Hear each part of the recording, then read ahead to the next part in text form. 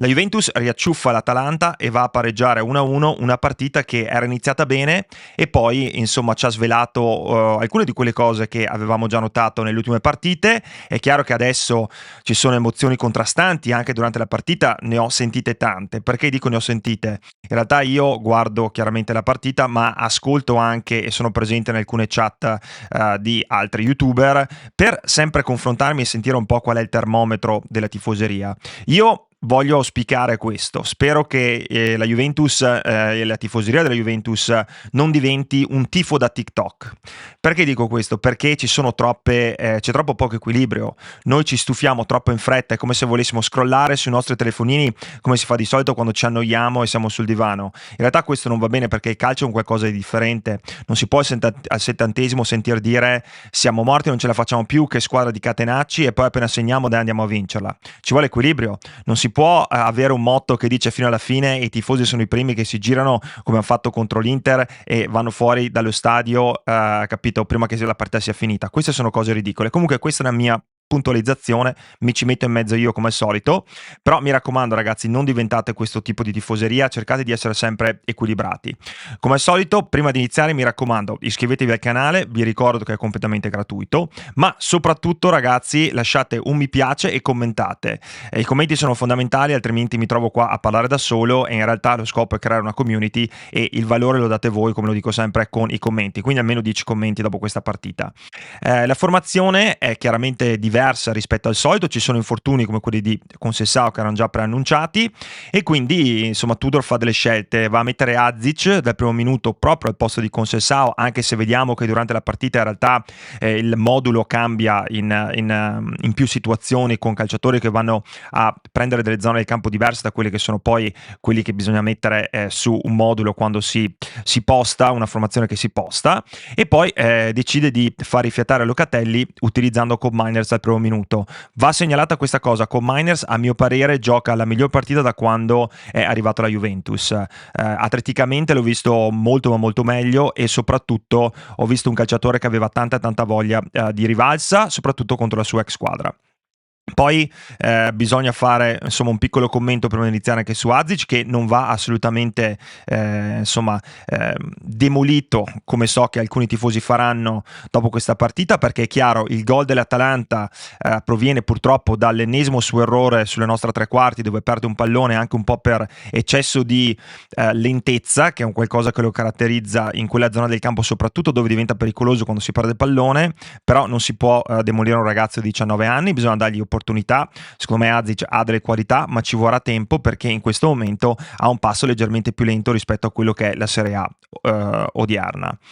Mi è piaciuta soprattutto la Juventus all'inizio della partita e credo che qua bisogna arrivare proprio a uno dei punti salienti. La Juventus spesso entra e esce dalla partita anche in soli 45 minuti troppe volte, cioè ha questo momento di grande intensità nei primi 25 minuti diciamo del primo tempo, dove mette in grandissima difficoltà l'Atalanta e dove arrivano la maggior parte delle occasioni della Juventus di tutta la partita. Se pensiamo insomma anche lo stesso con Miners va a recuperare un pallone, c'è il palo soprattutto di Kalulu a 3 minuti dall'inizio su una bella azione di Ildiz dalla destra, che era sicuramente più in palla nel primo tempo, anche perché abbiamo giocato tantissimo, scusate, dalla sinistra, abbiamo giocato tantissimo sulla sinistra nel primo tempo, anche a causa della formazione, nel senso se Tudor decide di avere sulla destra insomma Kalulu e Azic che chiaramente si accentra molto di più, non è un giocatore al quale piace giocare molto sulla fascia, e quindi cosa succede? Schiaccia molto la formazione da quel punto di vista, non aprendo molti varchi. È chiaro che si preferisce giocare sulla sinistra, dove invece l'ampiezza se la va a prendere Ildiz. Questo cambia tutto completamente nel secondo tempo, quando c'è l'ingresso di Zegrova e Kalulu chiaramente va a... c'è Joao Mario che gli gioca dietro, ma Zegrova come vedete va a prendersi spesso l'ampiezza, e negli ultimi 15 minuti abbiamo giocato praticamente solo sul calciatore kosovaro, che tra l'altro secondo me ha fatto un ingresso molto ma molto importante. Comunque il primo tempo continua con queste fiammate della Juve che pressa molto alto, schiaccia parecchio l'Atalanta, che sembra faticare parecchio e fa anche difficoltà a andare nelle ripartenze, che sono caratterizzate molto spesso da errori dei centrocampisti della Juventus. Abbiamo visto appunto Azic che perde persino 10 palloni nel primo tempo in zone del campo molto importanti, e succede anche al 9° minuto, dove abbiamo visto quel recupero palla di Anor proprio nella nostra tre quarti, proprio in una zona molto simile a quella dove poi si andrà a scaturire il gol dell'Atalanta nel primo tempo. Errore sempre di Azic, e quel recupero palla di Anor che fa un 1-2 con Kristovic, e poi Bremer all'ultimo secondo la devia in calcio d'angolo. Juventus secondo me ha le idee chiare, ed è stata anche disposta in campo in maniera interessante da Tudor, anche perché Cambiasso nel primo tempo fa un lavoro molto importante fino a quando ha benzina, e la benzina poi va di pari passo anche con la capacità anche mentale di rimanere dentro il match. Nel secondo tempo Cambiasso cala in maniera abbastanza notevole, però proprio nel primo tempo lo vediamo accentrarsi parecchio, a volte lo troviamo quasi dietro le punte, spesso lo troviamo anche in mediana a centrocampo per cercare di velocizzare un po' il gioco della Juventus, ed è proprio lì secondo me un altro problema grosso di questa formazione. Avendo deciso e avendo fatto scelte diverse durante il mercato, e avendo preferito aspettare per andare ad acquistare un centrocampista, forse per motivi di opportunità, e non mi parlate di Milinkovic Savic perché io non lo voglio nemmeno sentire nominare, ve lo dico subito su questo canale, io non vivo di queste dei ricordi, bisogna vivere nel presente, ve l'ho detto nel video precedente, ve lo ripeto ora, questi ricordi, questo Milinkovic Savic è un ex calciatore, poi ci possiamo anche essere d'accordo o meno. Milinkovic Savic non gioca a livelli Champions League, non lo faceva neanche prima la Lazio, tra parentesi, ma Champions League, Serie A da 3 anni. Cioè noi dobbiamo andare a pensare al futuro, non possiamo tornare indietro a prendere giocatori pluritrentenni perché una volta erano forti. Queste cose si possono fare se decidi di investire su uno come Modric o come De Bruyne, sicuramente non come Milinkovic Savic, quindi non me ne parlate, cerchiamo un centrocampista che è futuribile invece di andarci a perderci in queste cose che secondo me hanno poco senso. Comunque non volevo fare la polemica, cosa dico? Che a centrocampo soffiamo parecchio perché non abbiamo tanta velocità, non abbiamo tanto passo. Thuram è chiaramente stanco, si vede, è probabilmente una partita talmente appannata ed è proprio quello la motivazione anche per cui viene poi sostituito nel secondo tempo. Comunque Carnesecchi fa un paio di parate secondo me importanti, c'è anche quel tiro deviato da Pasalic al 18° proprio su tiro di Thuram che finisce di poco a lato. Qui però la Juventus dopo 25 minuti cala in maniera molto anche visibile, cala il pressing, cala anche quella che è secondo me l'intensità della gara, e va un po' a lasciare il campo all'Atalanta, sbagliando anche tanti passaggi proprio in mezzo al campo.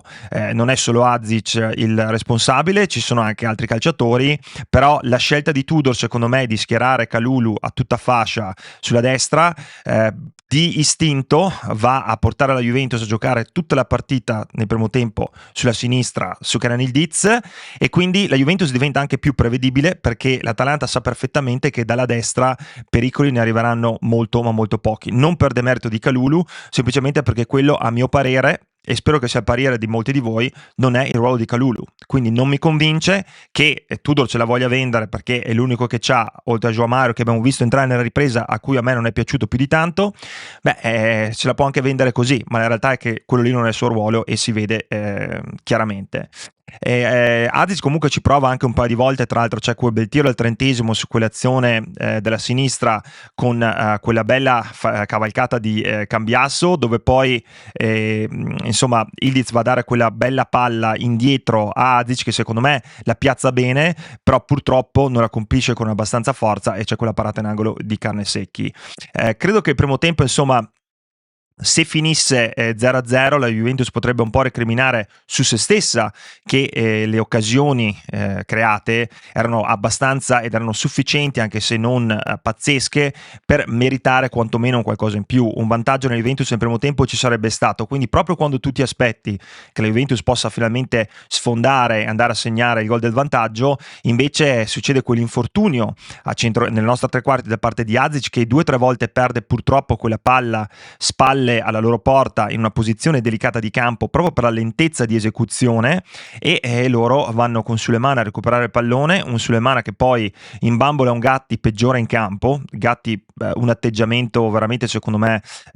indisponente in molti momenti, ma proprio un linguaggio del corpo errato, e un calciatore che alla fine, se in questo momento non è mentalmente all'interno della partita, deve sedersi in panchina, perché ne abbiamo altri di calciatori, non tanti, ma sicuramente Rugani avrebbe giocato una partita molto migliore di quella di Gatti di oggi. oggi. Comunque, ripeto, Sulemana va a saltare un Gatti che tanto è lì più che altro per fare la figurina, Azic cerca di recuperare insomma per l'errore fatto ma non arriva in tempo, e lui va a insaccare un tiro in diagonale dove Di Gregorio purtroppo ha pochissimo da fare. Tra l'altro un Di Gregorio che non so oggi quante parate abbia fatto, penso veramente poche o nulle. Loro in porta hanno tirato qualche volta, ma molto spesso fuori dallo specchio della porta. Comunque, ripeto, proprio nel momento in cui ti aspetti una Juventus che va in vantaggio, c'è quella sensazione, in realtà l'Atalanta sfrutta questo errore difensivo e si porta sull'1-0, quindi non c'è neanche il tempo per vedere una reazione, o se la reazione ci potrebbe essere stata da parte della Juventus, perché finisce il primo tempo e nel secondo tempo ti aspetti dei cambi. I cambi non arrivano, si rinizia con gli stessi e forse ti aspetti anche una risposta fin da subito da parte della Juventus, e invece qua, come al solito, ritorniamo in quel predicamento mottiano in cui continuiamo ad andare indietro invece che andare avanti, rallentiamo tantissimo la manovra e c'è quasi la sensazione che la gara non sia 1-0 per l'Atalanta, ma che si stia giocando sullo 0-0, perché la Juventus non fa nulla, soprattutto nei primi 25 minuti, per cambiare un po' le sorti della partita. Qui nel secondo tempo c'è ancora da notare, secondo me, l'ottima prestazione di Koopmeiners, che nella mancanza insomma di tante opzioni a centrocampo da parte della Juventus cerca di fare il possibile, corre tanto, si muove parecchio e recupera tanti palloni, ci mette molta più intensità di alcuni dei suoi compagni. C'è una grande occasione al 51esimo per Kristovic su quell'errore che proviene dalla nostra destra, dove poi Bremer fa forse l'unica uscita a vuoto da quando era iniziato il campionato, e Kristovic si trova veramente a tu per tu con Di Gregorio, ma schiaccia il pallone e lo manda a lato. Al 57esimo finalmente arrivano i primi cambi, fuori Thuram, autore di una partita sicuramente sottotono, e lo stesso Azic, che oltre ad aver causato purtroppo quell'azione che ha propizzato il gol dell'Atalanta, è sembrato veramente sfasato e probabilmente non pronto ancora per sostenere una partita dal primo minuto, soprattutto una partita con questa intensità contro una squadra come l'Atalanta, che voglio dire oggi non ha fatto più di tanto, ha praticamente sfruttato gli errori della Juventus. È stata un'Atalanta abbastanza sottotono a mio parere. Dico anche che chiaramente l'ingresso di Zegrova ci mostra come un calciatore che non è ancora in forma, però con quelle caratteristiche può comunque darci qualcosa in più, perché Zegrova sistematicamente va a saltare l'uomo, nonostante si vede che sia ancora imballato dal punto di vista fisico. Entra anche Joao Mario, finalmente esce Gatti, autore di una prestazione secondo me quasi orripilante e indisponente, quasi da prenderlo da parte e fargli anche un discorso serio, soprattutto dopo il rinnovo, mi sembra fino al 2030 con Conguaglio. E Openda, che fino a quel momento a me era piaciuto perché è un calciatore che fa grande movimento, però mi sembra chiaro che sia quel tipo di attaccante che ha bisogno di un'altra punta per riuscire a esprimere al meglio le sue qualità, perché ha velocità, ha tanto sacrificio, entra in tutti i palloni, però purtroppo si deve muovere troppo nella zona davanti e fa quasi un movimento a tergicristallo, destra-sinistra, destra-sinistra, e alla fine manca anche un po' di lucidità nei momenti in cui serve. C'è la sensazione che la Juventus in realtà in questo momento non possa veramente cambiare le sorti di questa partita, e c'è quasi una sensazione di rassegnazione da parte degli 11 giocatori che sono in campo, ma proprio lì, quando non te le aspetti, ci sono degli altri cambi da parte di Tudor. Entra Cabal in maniera forzata anche al posto di un Bremer che chiede il cambio, insomma entrano anche McKennie a centrocampo, esauriamo i 5 cambi, Vlahovic va là davanti appunto proprio al posto di viene inserito con Openda per un breve periodo di tempo, ma poi col cambio di Openda Vlahovic diventa l'unico attaccante là davanti. Comunque nel finale, quando proprio si capisce che forse la Juventus non riuscirà a riacciuffarla, troviamo questo gol da parte di Cabal appena entrato proprio nel pacchetto difensivo, e segna un gol in area di rigore, tra l'altro un gol veramente abbastanza fortuito, perché c'è quella liscio da parte di Kosunu nella loro area, però Cabal bravo a trovarsi pronto nel posto giusto e anche nella freddezza di poter trafiggere Carnesecchi chiaramente da posizione ravvicinata. All'80esimo c'è quella che potrebbe essere la svolta della partita, c'è il secondo giallo a Deron, e qua ci si aspetta che la Juventus veramente provi di tutto per andare a vincerla. Come ho detto negli ultimi 15 minuti, scusate, sale in cattedra Zegrova, che praticamente diventa colui il fautore delle azioni più pericolose dalla destra, anche se purtroppo alcuni cross sono non all'altezza di quelle che dovrebbero essere le sue qualità. Ripeto, cambia un po' la situazione perché Ildiz è molto stanco, l'abbiamo sfruttato troppo nel primo tempo, quindi adesso è cambiato tutto. Giochiamo tanto sulla destra, vediamo Zegrova davanti e João Mario appena dietro, e quindi iniziamo a spingere parecchio da quella fascia. Però proprio quando ci si aspetta che forse la Juventus possa, a questo punto, trovato il pareggio, trovata la superiorità numerica, andare a trovare il gol finale, c'è troppo poca lucidità in alcune situazioni di contropiede, poca anche visione di gioco. Mi ricordo quell'azione con João Mario che completamente ignora un Zegrova da solo sulla destra. La Juventus ci prova e all'87esimo arriva quello che potremmo chiamare il match point della gara sui piedi di McKennie al limite dell'area piccola, su calcio d'angolo. C'è ancora, insomma, la palla viene mancata da un paio di calciatori e McKennie se la stoppa praticamente bene ed è lì a soli probabilmente 3 metri da canne secche, gliela spara centrale e bassa. Purtroppo in quel momento, quando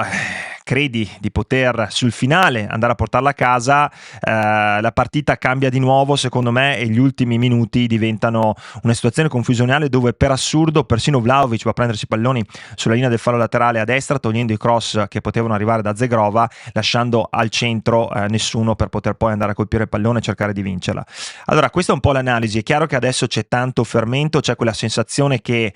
Tudor abbia sbagliato la formazione, che questo, quell'altro. Secondo me conta veramente poco puntare le dita ai singoli e anche all'allenatore in questo momento. Noi abbiamo delle deficienze in organico che sono chiare a tutti. Ci manca un centrocampista che abbia le qualità e le capacità per soprattutto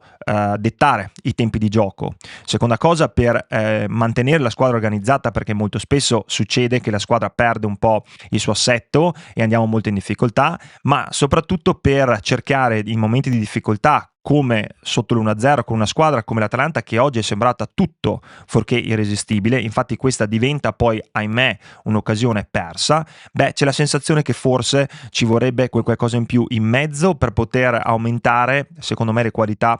di questa Juventus, che pecca semplicemente di non saper gestire in maniera intelligente le proprie risorse fisiche, che pecca in alcune situazioni di sbagliare alcune scelte che sembrano abbastanza semplici, ma soprattutto che ha la difficoltà a rimanere in partita per tutti i 90 minuti. Questo è un qualcosa che verrà col tempo, però mi auguro, e qua la voglio concludere, che nonostante questo sia un pareggio che si vedrà poi, dovremo aspettare quelli che saranno i risultati tra Napoli e Milan di domani, che sicuramente ci interessa particolarmente, però non possiamo andare a pensare che la Juventus fosse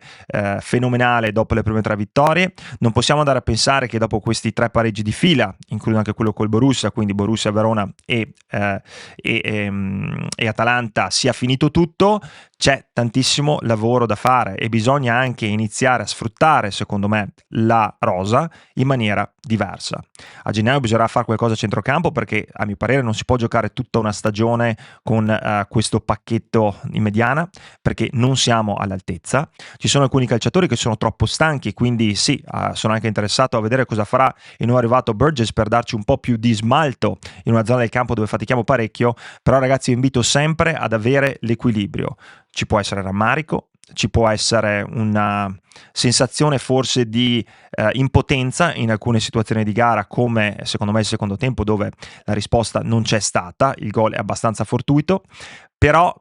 vi invito a non essere tifosi da TikTok. La cosa importante è sostenere la squadra. Si andrà a Villarreal, sarà una partita difficilissima, ci vorrà molta energia e forse bisognerà anche dosarle meglio queste energie. Ditemi la vostra opinione, ci tengo veramente, e mi raccomando ragazzi, fino alla fine come sempre, forza Juventus. Un bacio, ciao.